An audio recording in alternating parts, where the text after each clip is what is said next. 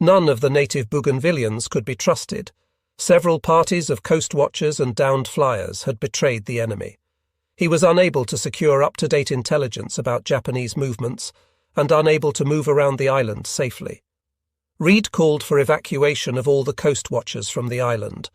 Consequently, all of these coast watchers were withdrawn in July 1943, and for the first time since the opening of the Guadalcanal campaign, the Allies seemed to have lost the intelligence advantage. After the initial impact of return to civilization had worn off, as the planners planned at Noumea and Brisbane, several of the old Bougainville coast watchers schemed and agitated in Sydney. They tried to convince higher authority that they could go back into Bougainville before the invasion and make themselves useful. As for the Americans, the realization that the Japanese army forces on the ground were far more formidable than they had appeared at Guadalcanal brought about a change in Halsey's plans for the move northward, even as the fighting wound down in the Central Solomons. Originally, the step after New Georgia and Vella Lavella was to be up to the Shortland Islands.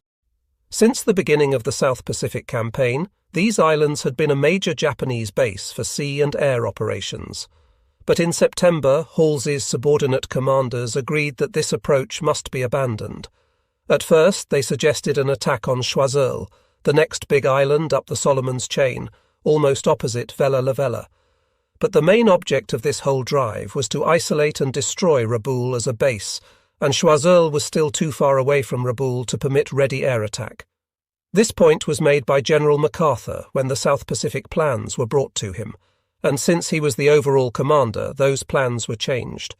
The next move was to be to Bougainville, and learning of this, the coast watchers renewed their battle to return to Bougainville, and in October it was agreed that the attempt would be made.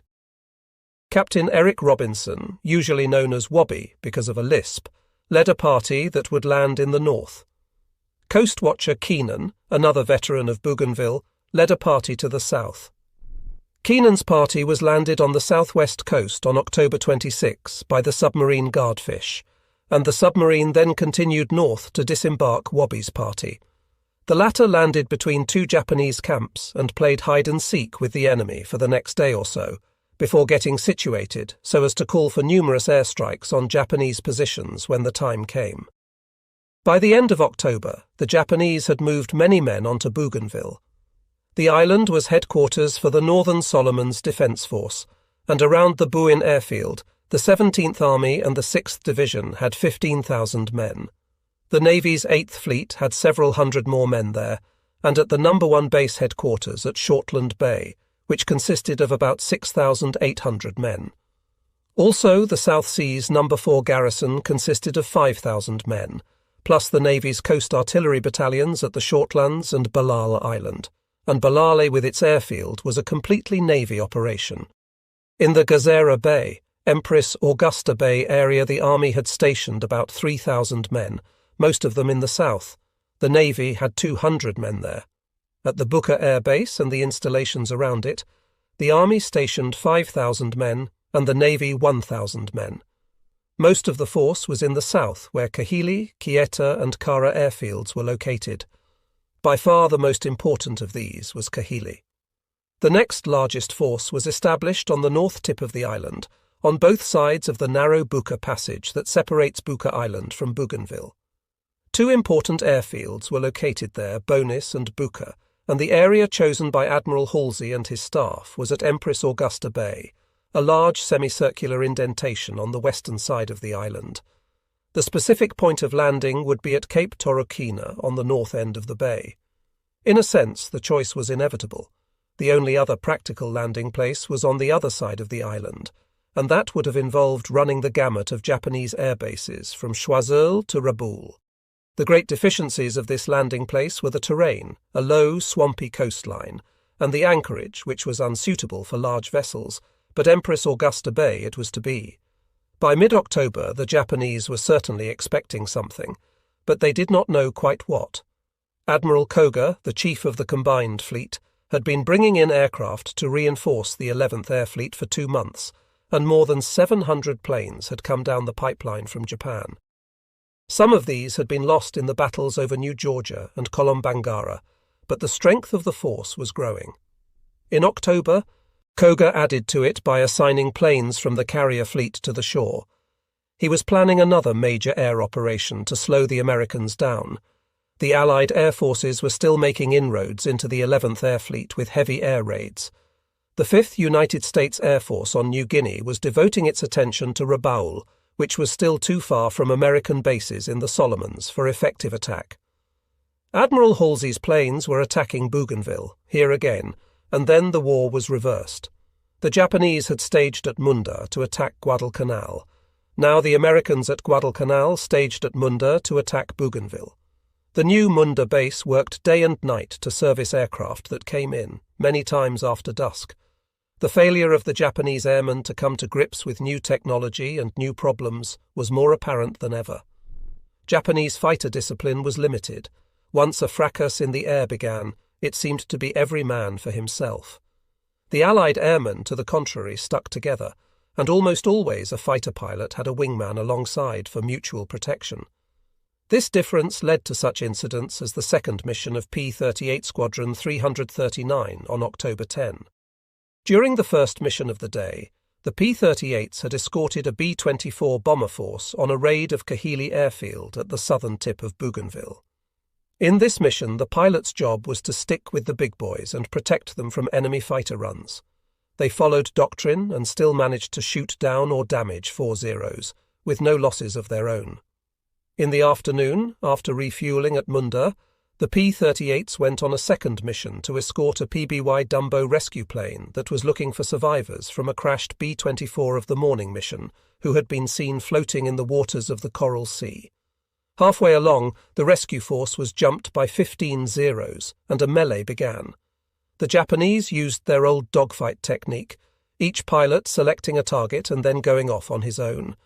The Americans followed discipline, 2 plane sections sticking together and using scissor tactics for mutual protection. As a result, 5 Zeros were shot down and 5 more were damaged, while the United States loss was limited to 1 plane that crash-landed at Munda and had to be junked. The pilot walked away.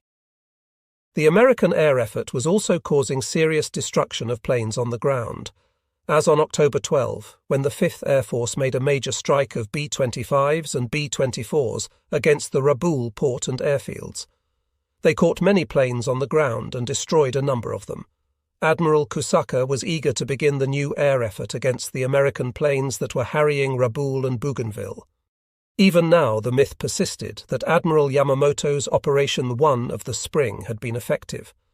Kusaka certainly did speed up his efforts, aided by those planes coming down the Tokyo pipeline. Admiral Koga's plans were delayed, however, when on October 5 the American Pacific Fleet staged a carrier raid on Wake Island. This was the first carrier raid since the raid on Marcus Island early in September, and it was a part of the training program for the growing carrier force that would pave the way for the invasion of the Gilbert Islands in November. Admiral Koga had no way of knowing this, and he suspected that the Americans were preparing to recapture Wake. Koga's contribution to Japanese strategy since he took over the combined fleet from the late Admiral Yamamoto had been to divest himself of day-to-day responsibility for the southeastern theatre operations. So he could move the combined fleet out at a moment's notice to meet any American naval threat. With this suspicion about Wake, he clustered the combined fleet at Truk and waited for further developments. They did not come. The Americans were also clustering at Pearl Harbor for the forthcoming assault on Tarawa and Makin atolls. In mid-October, the Japanese renewed their power play, but Admiral Koga and the Rabaul authorities misread the signals. Instead of concentrating their air attacks on the Guadalcanal area, where Admiral Wilkinson was building up his amphibious landing force, the Japanese sent heavy raids against New Guinea. On October 15, a large formation of HE-type 99 dive bombers, or VICE, set out to attack Allied shipping in New Guinea's Ormoc Bay, escorted by about 20 fighters. They took heavy casualties from the P-38s and did little damage. 2 days later, the Japanese tried again, this time with army planes, the Kawasaki light bombers called Lilies by the Americans, and again the plane losses far outweighed the damage done. In the last days of October, the Allied raids on Rabaul were staged every flying day, B-24s and B-25s kept plastering Rabaul shipping and the airfields. American planning for the Bougainville invasion was complete. The ships and men were assembled and assigned to the intricate bits of the jigsaw puzzle that would be the invasion. From a naval viewpoint, the big problem was shortage. Admiral Halsey wanted as much support from heavy fleet forces as he could get, except for carriers. With the capture of Vella La Vella, he now had a nice string of air bases, 3 on Guadalcanal, 2 in the Russells, a big one at Munda, and 1 on Vella La Vella. Colombangara having been evacuated, that island's strips were also available if needed. What he did want was ships, destroyers, cruisers, and battleships, and ships is what he did not get, because Admiral Nimitz estimated that Admiral Koga would not risk the major elements of his fleet in the Solomons. Halsey would have to make do with what he had, except for one exchange of cruiser forces. Admiral Ainsworth's cruisers were returned to Pearl Harbor for work, and Admiral Lawrence Dubos's cruiser division was to replace them. Halsey had one group of 2 carriers, 2 anti-aircraft cruisers, and 10 destroyers under Rear Admiral Frederick Sherman, Admiral Merrill's cruisers, and Captain Arleigh Burke's destroyers, plus perhaps another dozen destroyers to cover the Bougainville landings. Later on, he would get another carrier group and those cruisers under Rear Admiral Dubos, but they were not yet in place. On the plus side, what he would have, however, was a ground force, Marines, about which there could be no doubt. At the end of the Guadalcanal campaign marine, General Alexander van der Grift had been relieved. After he was rested, he had drawn the plans for the next major operation, which was to be commanded by Major General Charles Barrett. But Barrett died suddenly on the eve of the invasion, and van der Grift was asked to take over command of the Marine 1st Amphibious Corps. At the end of the Central Solomons campaign, the Allied air forces concentrated on blasting the Japanese air installations between Vella La Vella and Rabaul. It was necessary to keep the Japanese down, if possible, on the occasion of the landings.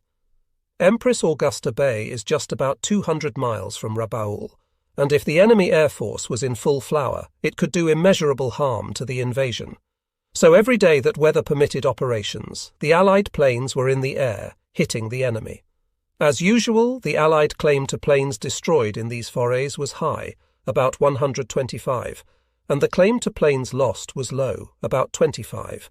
But what was evident was that the constant attack was keeping the Japanese from mounting effective raids against the American staging areas. Finally, in the last week of October, all was ready at Guadalcanal, and the forces began to move. The first points of attack would be the Treasury Islands and Choiseul, for 2 widely different reasons. The landing at the Treasuries was to secure those islands as advance bases for small craft, including PT boats. The landing at Choiseul was simply a feint to keep the Japanese guessing and take their minds away from Bougainville.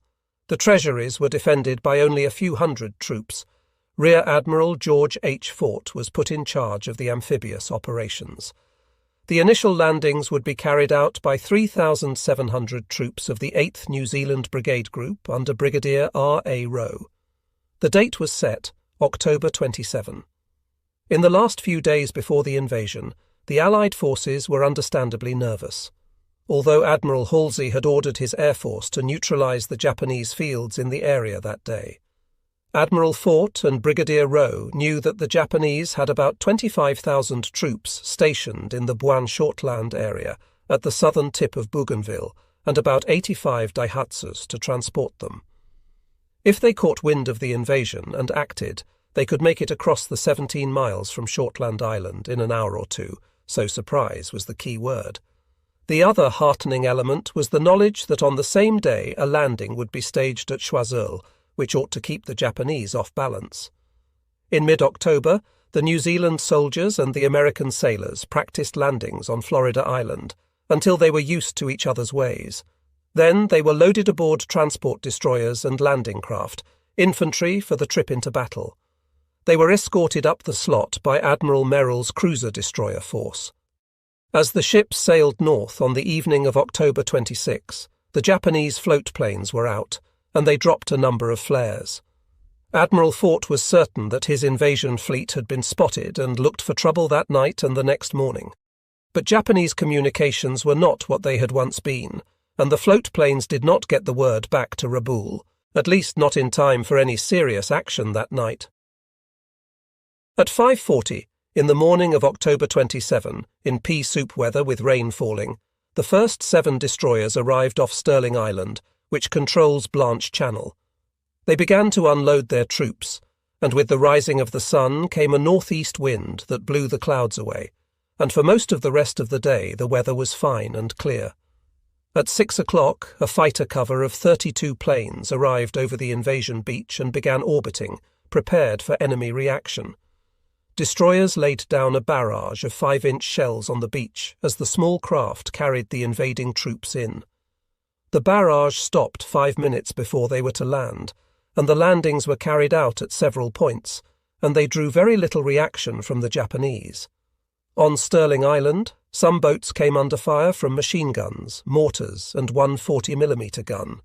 One boat was disabled and 13 men were wounded, and several landing craft infantry had been converted into gunboats as an answer to fire from the shore, and one of them knocked out the twin-mounted 40mm guns.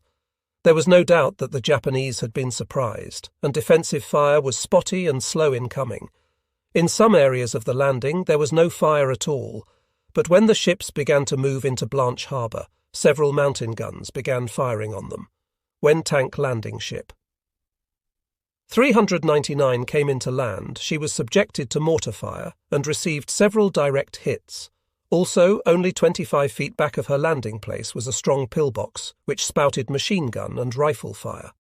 When the ramp was lowered and men began moving forward, the first man off was shot dead, so were the second and the third, and the captain ordered the ramp closed up.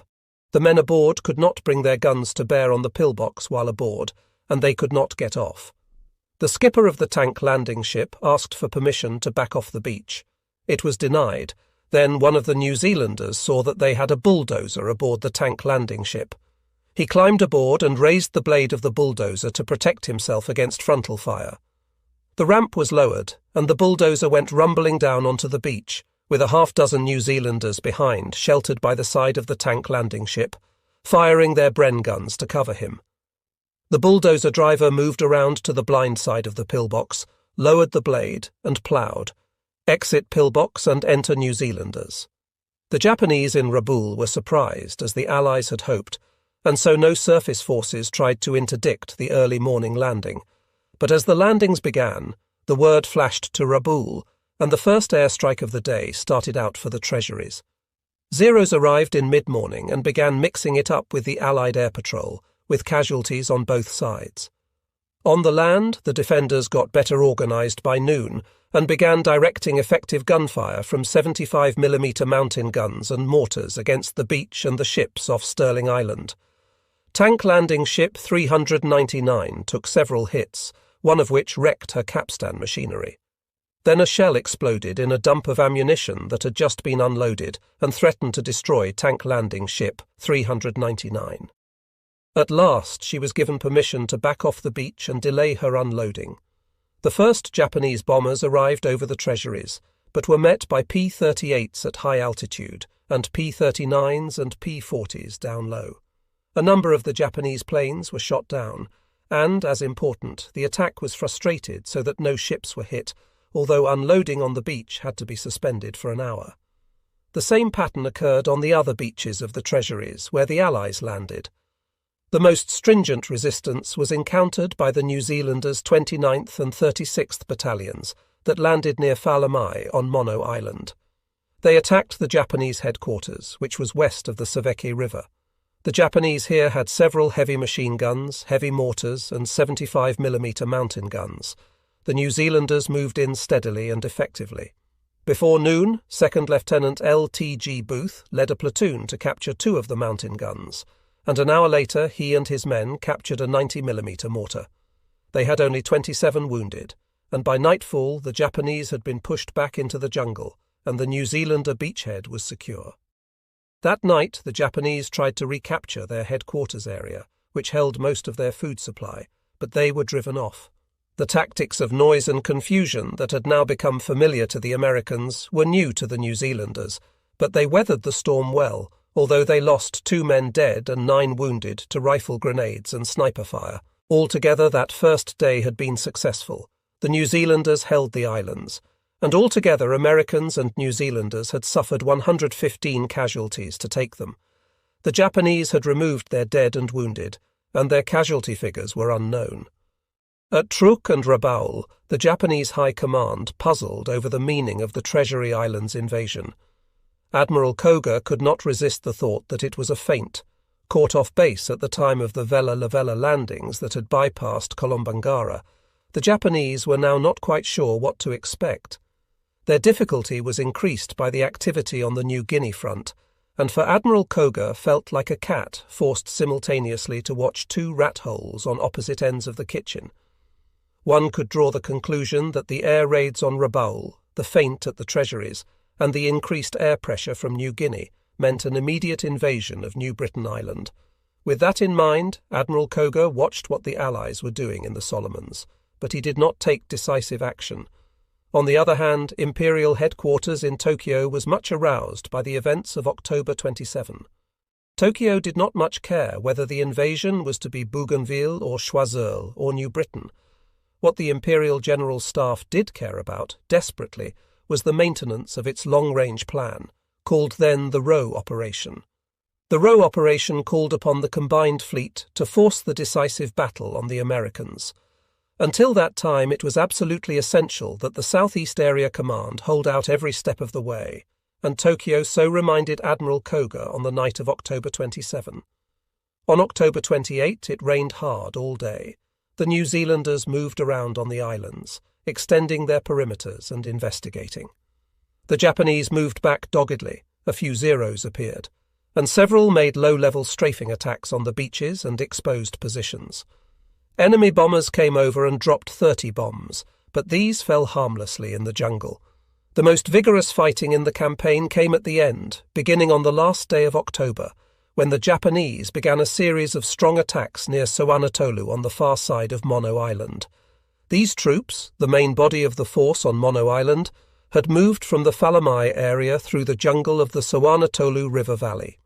After several skirmishes, they attacked towards the beach on the night of November 1, hoping to seize the American landing craft and get away. The fighting was fierce. Some of the Japanese reached the beach, but there they were stopped and did not get through. The New Zealanders suffered 10 casualties, and the Japanese left 50 dead on the field. The next night the Japanese tried again to break through, and they were once more driven back. The New Zealanders noticed that the second night's attack did not have the force of the first. That was because the Japanese force was cut in half, and this time it was virtually wiped out. That attack of the night of November 2 was the end of organised Japanese resistance in the Treasury Islands. The first phase of the invasion of Bougainville had been carried off, and the second phase of the Bougainville invasion was much more chancy. In the planning of the Bougainville invasion, Admiral Halsey had recognised the need for a real diversion, in case the Japanese decided to resist in force this new move north. The logical choice was a feint against Choiseul, for if the Americans had not adopted the bypass strategy, Choiseul, as the next island up the chain, was the obvious target for invasion. In fact, Choiseul was Halsey's choice, until General MacArthur objected to it, so Choiseul had always been in the minds of the South Pacific planners, to strengthen the Japanese suspicion that this island and the Shortlands would be the next target. Admiral Halsey decided that on the same day that the Allied forces landed in the Treasury Islands, they would stage a commando-type raid on Choiseul. The unit chosen for the action was the 2nd Parachute Battalion of the 1st Marine Parachute Regiment. For several weeks in September and October 1943, the Choiseul Coast Watcher, Sub-Lieutenant C.W. Seaton of the Royal Australian Navy, had been collecting information about the Japanese and the best landing areas on Choiseul. All this was presented to General Vandergrift and Admiral Wilkinson at Guadalcanal. Late in October, Lieutenant Colonel Victor Chkrulak, commander of the 2nd Parachute Battalion, was ordered to Wilkinson's headquarters to confer on this raiding operation. At that meeting, General Vandergrift laid out the plan. What he wanted was the appearance of a major landing, without the investment of many troops. It was decided that the landing should be made on the beaches of northwest Choiseul, in the vicinity of Vosa village. Satan had reported that the Choiseul natives were friendly to the Allied cause. Unlike their neighbours at Bougainville, the beaches were good for landing. The Japanese installations in the area did not include many troops, although several thousand Japanese were known to be on the island.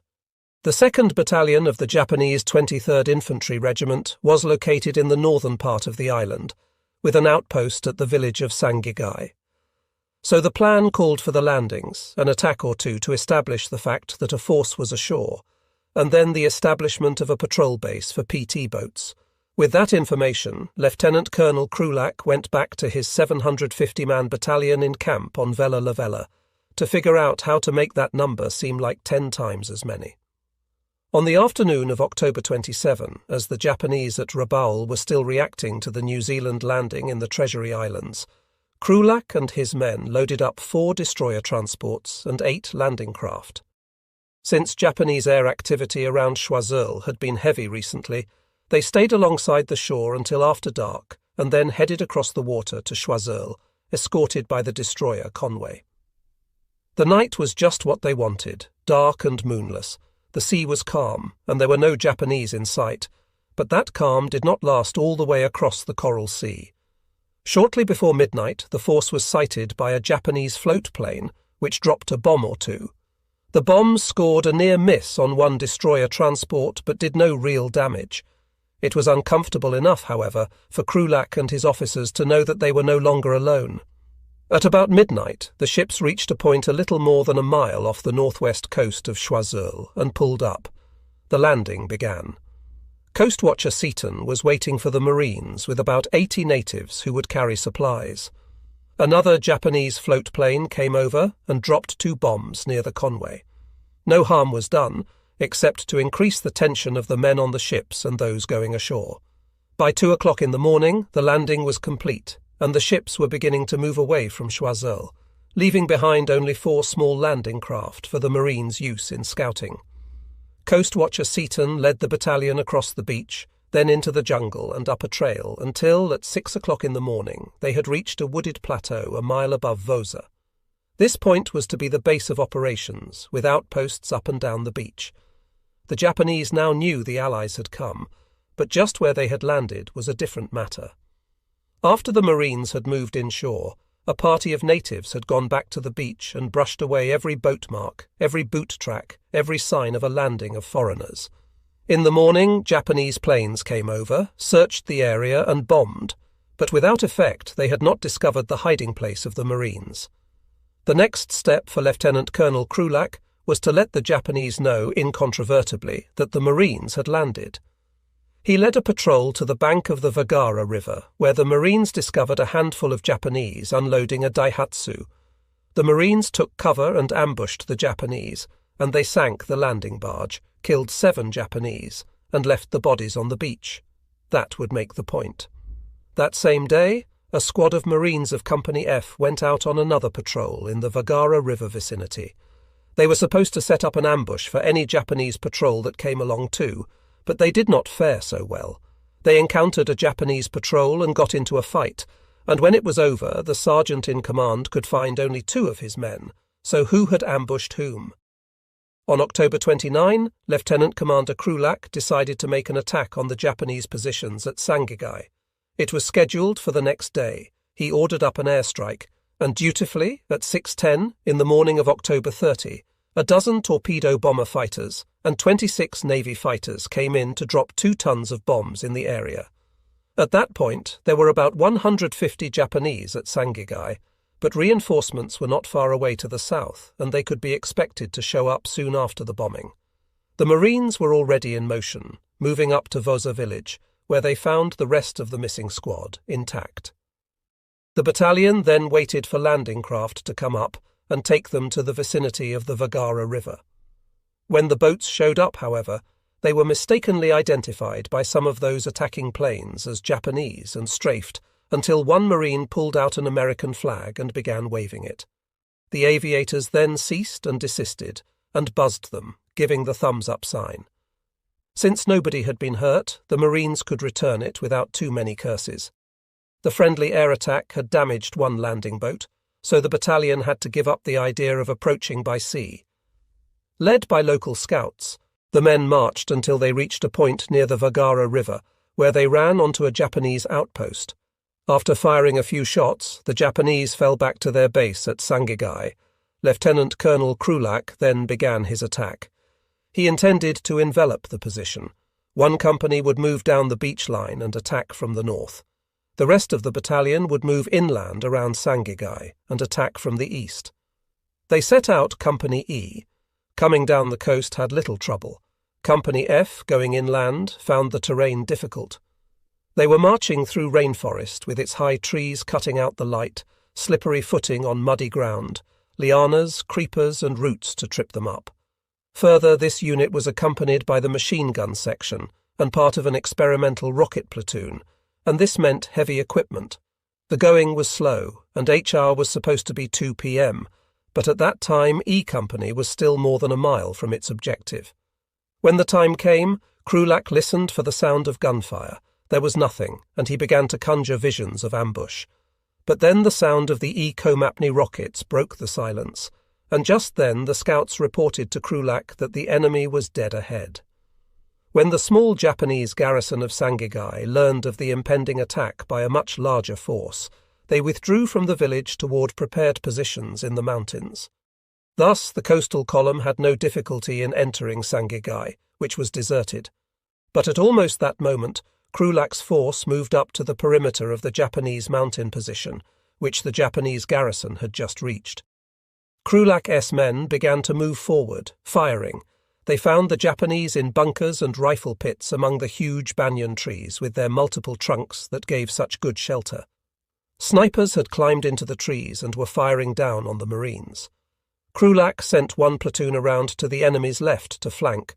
It was accompanied by the regimental machine gun platoon, which put 2 heavy guns forward.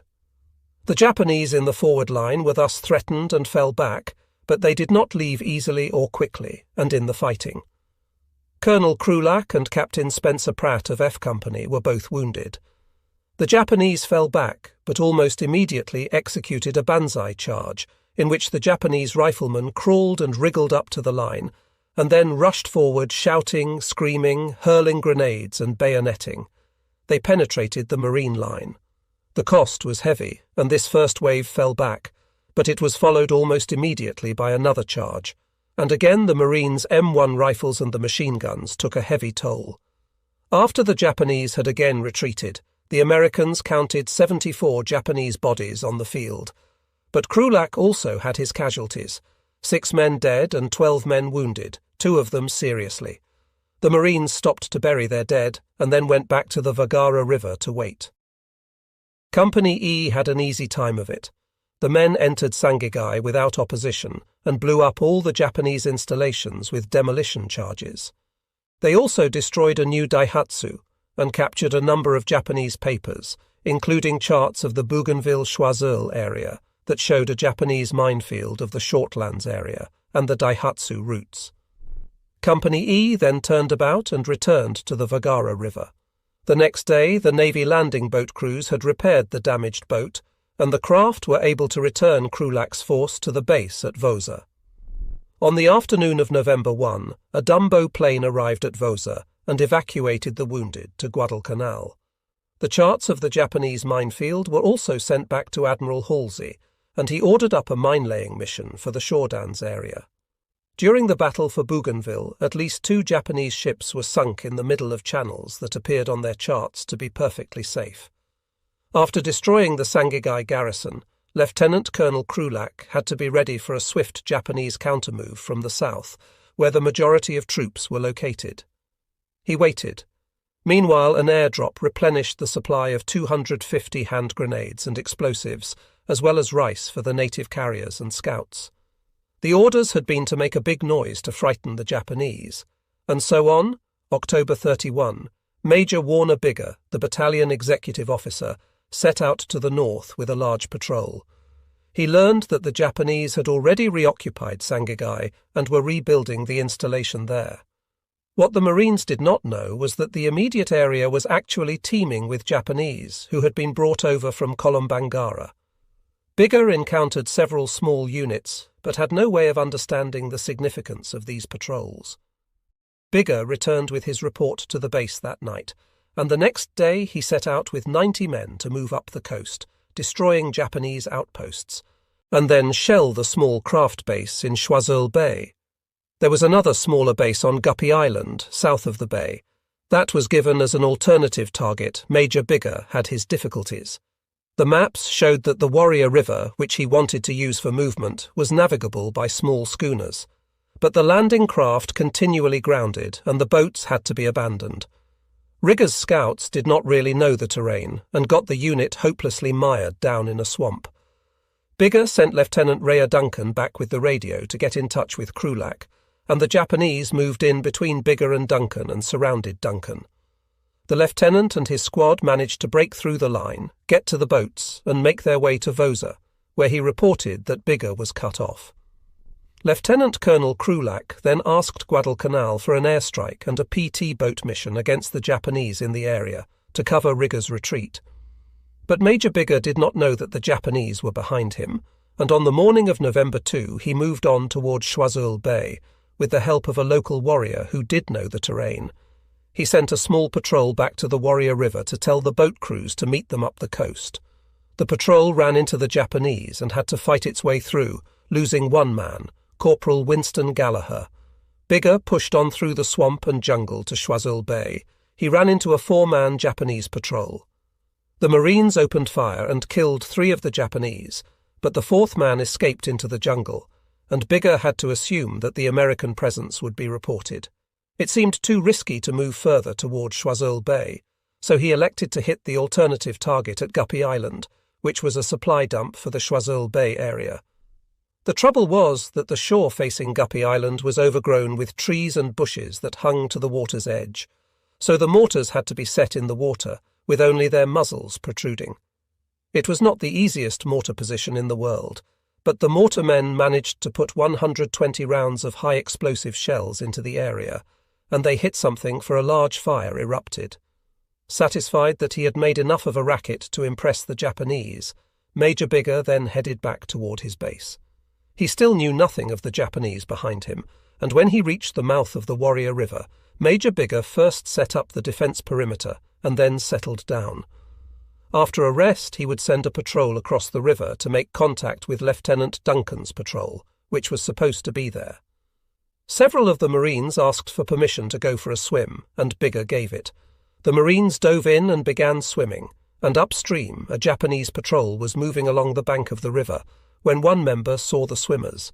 The Japanese immediately opened fire on them, and that is how Major Bigger became aware that he was in the presence of his enemies.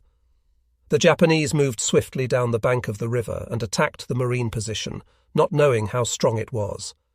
The paratroopers were not caught napping, and in the firefight their heavier weapons and more rapid rate of fire of the M1 rifles made the difference. No Americans were hit, but several Japanese were killed or wounded, and the Japanese patrol retired. Obviously, it was not a good idea to bring boats to this side of the river with the Japanese upstream.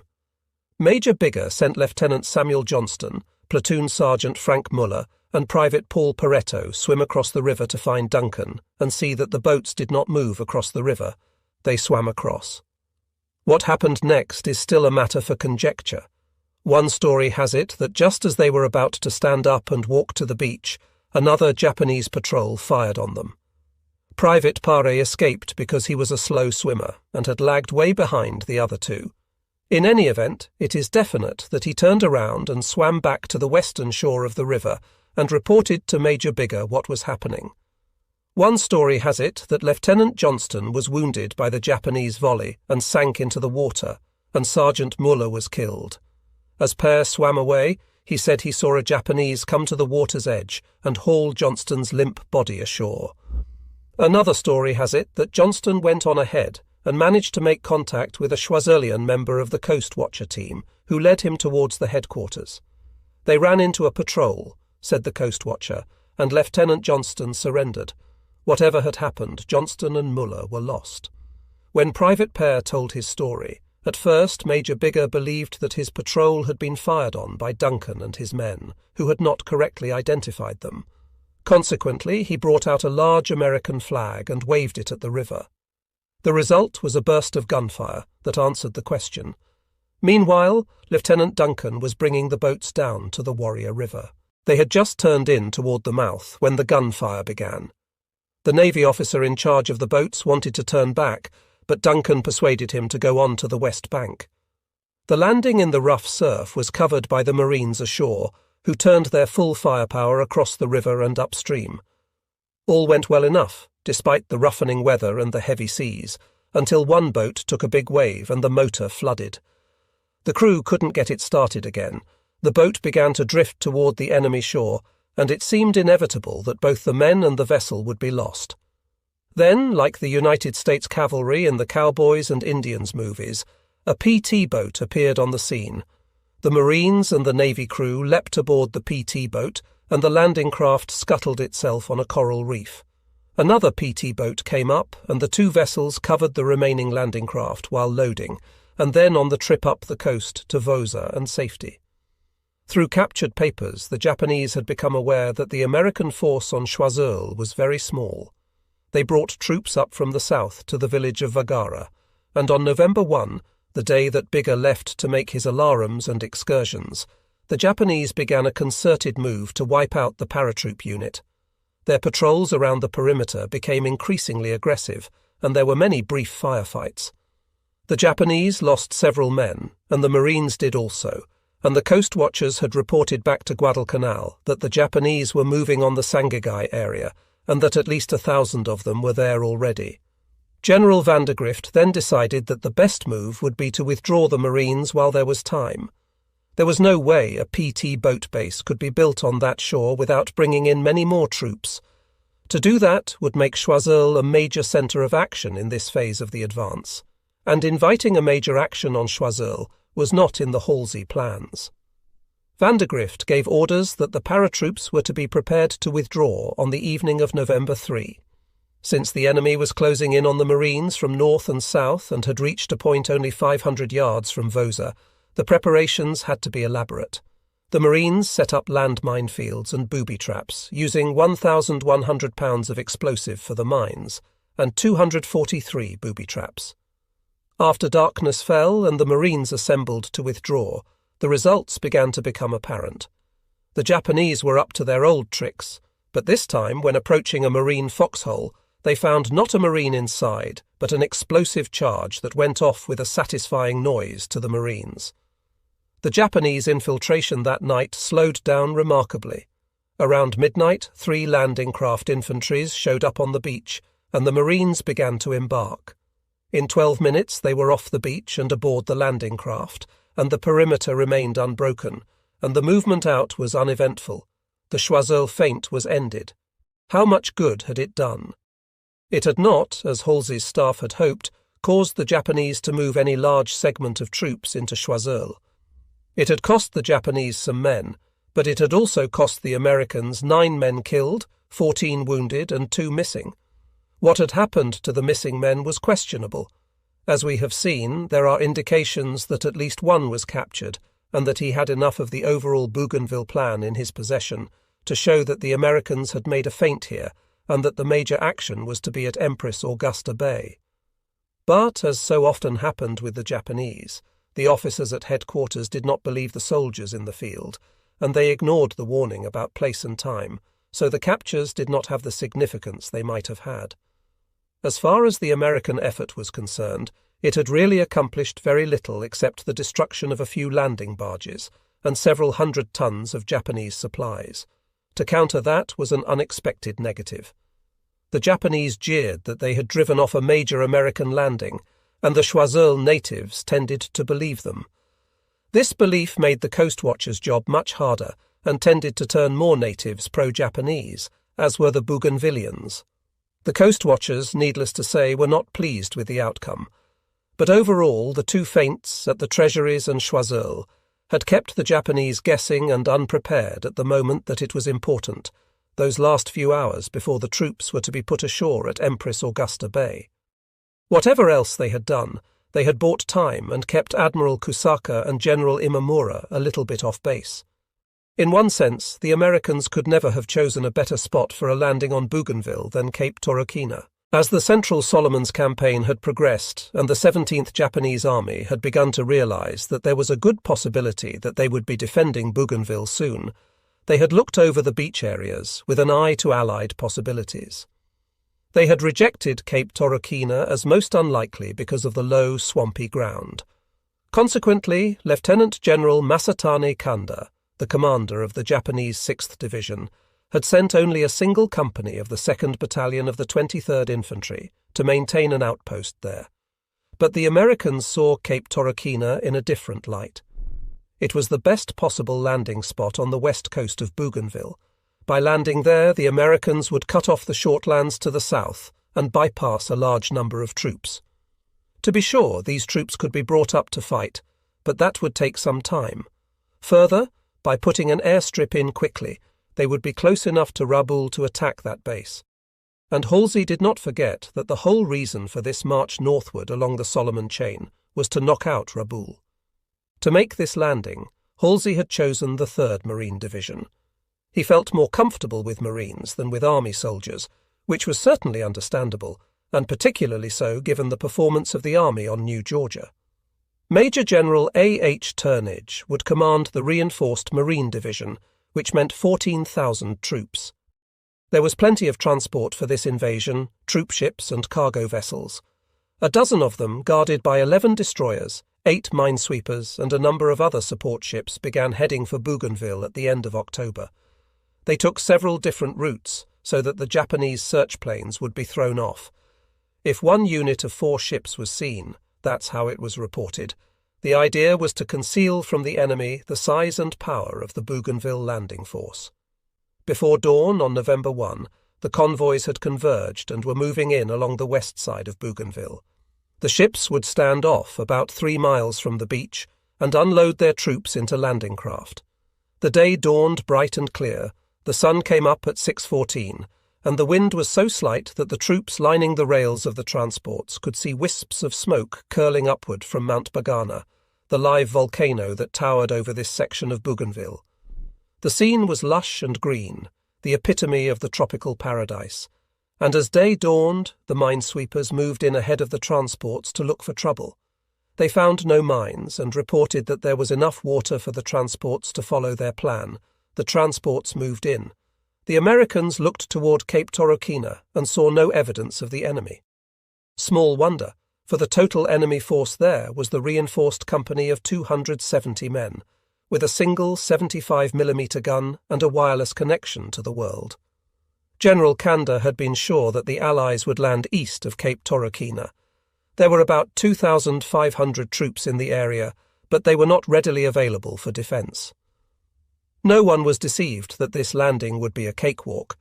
However, Rabaul was only a little over 200 miles away, which meant that within an hour after landing, things could start to happen.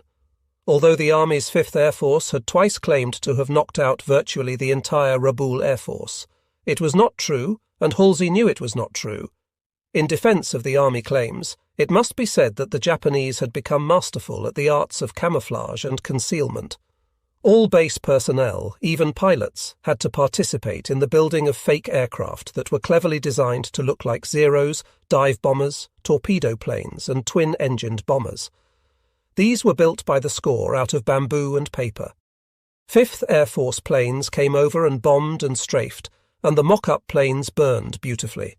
Every pile of bamboo and paper ash became a statistic in the Allied reports. The exaggerated reports of destruction were a real tribute to the Japanese camouflage experts. Admiral Wilkinson had been Director of Naval Intelligence in 1942, and shortly after a stint as a battleship division commander, he had gone to work for Halsey as Deputy Commander South Pacific. So Wilkinson knew all about what had happened in the Guadalcanal campaign before he ever took over from Kelly Turner as commander of the amphibious landings. He had no illusions about Japanese air power. Remembering what had happened at Guadalcanal, he built his whole plan for Bougainville around quick turnaround. Get in, get the men and supplies off, and get the transports and cargo ships out of those waters before the Japanese air and sea forces began showing up. H hour, Admiral Wilkinson announced, would be 7:30 a.m., At 5:45 a.m., 4 destroyers began sporadic fire on the beach. At 6:45 a.m., the transports were anchored in a line with the cargo ships in another line 500 yards further out. The troops began moving down into the landing craft, and at 7:10 a.m., the boats from the President Adams began their run in toward the beach. The destroyers increased their rate of fire and began firing patterns aimed to destroy enemy concentrations. 31 torpedo bomber fighters from Munda showed up to bomb and strafe along the beach line. All this softening up had ended by 7:26 a.m. when the first wave of Marines from the 2nd Battalion landed. 5 minutes later, troops were coming in to the rest of the 12 beach areas assigned. In that first wave, 8,000 troops went ashore. 8,000 against 270, but those 270 Japanese were dug in. They had 18 pillboxes and connecting tunnels and trenchworks to protect them. One Japanese platoon with several heavy machine guns was stationed on Puruata Island, and a squad was located on Torokina Island. The 75mm gun was set on the northwest shoulder of Cape Torokina, above the landing area. The Americans soon became aware of all these facts, and as the landing craft came in line with Puruata Island, they came under fire from machine gun crossfire from the Cape, the tip of Puruata Island, and Torokina Island. It was murderous fire, but the boats sped on. They had chosen the only sensible course. The number of casualties was fairly light, and once the landing craft got inside that deadly crossfire, they were again in trouble, from fire that originated on Cape Torokina itself. The 75mm gun was so placed as to range along the beaches. During the morning, the gunners fired 50 high-explosive shells and did a good deal of damage. Boat number 21 from the President Adams got the full treatment. As the boat neared the beach, it took 3 shells from the 75mm gun in rapid succession. The first shell killed the boat's coxswain, and the boat went out of control, and the second and third shells killed the 2 officers aboard the landing craft, as well as 12 enlisted men. 14 others were wounded. The survivors got over the side and swam to the beach, where they began fighting with rifles and hand grenades. Meanwhile, the dead boat had drifted ashore, still filled with the wounded and the dead. Corporal John McNamara saw that the wounded had to be gotten back to the ship, and he tried to get the landing boat under control. He tried to push the boat off the beach. It would not move. He found another man to help him, and he and the other man finally got the boat into the water again, got the engine going, and backed the boat into the sea. Having been holed in a number of places, the boat promptly sank. Most of the wounded went down with the boat and the dead. Only 4 or 5 men survived. That 75mm gun shot up the boat group commander's craft and did so much damage to others that the landing became disorganized. The men began landing catch as catch can, and the minute they hit the beach they ran into rifle and machine gun fire from the defenders. The result was that whole units lost contact with their officers. Surprisingly, however, the individual Marines were able to keep moving. Each Marine had been told what the mission was, and in spite of the confusion, each kept moving ashore and fighting the enemy. Sergeant Robert A. Owens of the 3rd Marines A Company got ashore and realized that the 75mm gun was creating havoc on the beach. He set out with his squad to destroy the gun. He located the gun, which was inside a palm log and sand bunker, and he posted 4 men to cover the bunkers next to the gun position. Then he started up the hill to hit the gun himself. As he went, he saw that his men were being shot down, one by snipers.